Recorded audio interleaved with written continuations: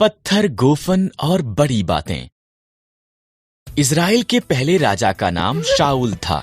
राजा शाऊल ने परमेश्वर की आज्ञा नहीं मानी, इसलिए परमेश्वर ने शमूएल नबी से कहा, शिय नाम के एक व्यक्ति को ढूंढ, उसके पुत्रों में से एक नया राजा होगा।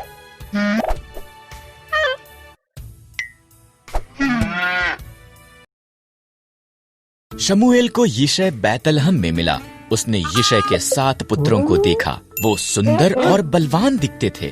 उनमें से कोई नहीं। परमेश्वर ने कहा, मैं बाहरी रूप को नहीं देखता, मैं एक व्यक्ति की आंतर्य दिल की परवाह करता हूँ।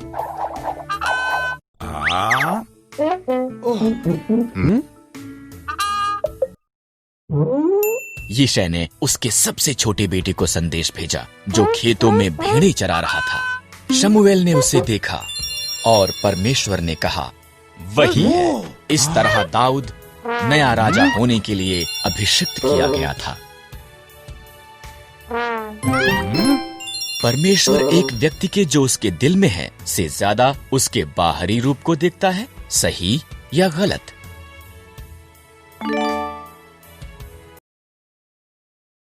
कुछ समय के बाद इज़राइलियों ने पलिश्तियों के साथ युद्ध किया। एक दानव पलिश्ती सिपाही गोलियत ने इज़राइलियों को उसके साथ लड़ने के लिए एक योद्धा को भेजने के लिए कहा, पर सभी इज़राइली डरे हुए थे। किसे परमेश्वर ने इज़राइल का नया राजा होने के लिए चुना?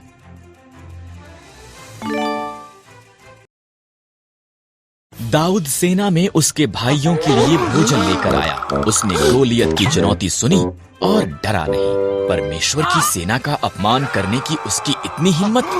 दाऊद ने कहा, मैं उसके साथ युद्ध करूंगा। अचंभित हुए राजा शाऊल ने दाऊद को अपने शस्त्र देने की पेशकश की। नहीं, दाऊद ने कहा, परमेश्वर ने जंगली जानवरों को मारने में मेरी सहायता की है, वो गोलियत के विरुद्ध भी मेरी सहायता करेगा। दाऊद ने 5 पत्थर और एक गोफन लिया।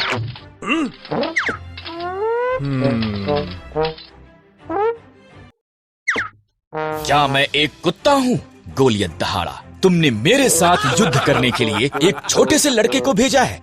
तेरे पास एक भाला है, दाऊद ने कहा, पर मेरे पास इज़राइल के परमेश्वर की सहायता है। दाऊद ने गोफन में पत्थर डाला और घुमा कर मारा। ये गोलियत के माथे में लगा और उसे नीचे गिरा दिया। इज़राइलियों ने पलिश्तियों को हरा दिया। परमेश्वर की सहायता के साथ दाऊद एक हीरो था।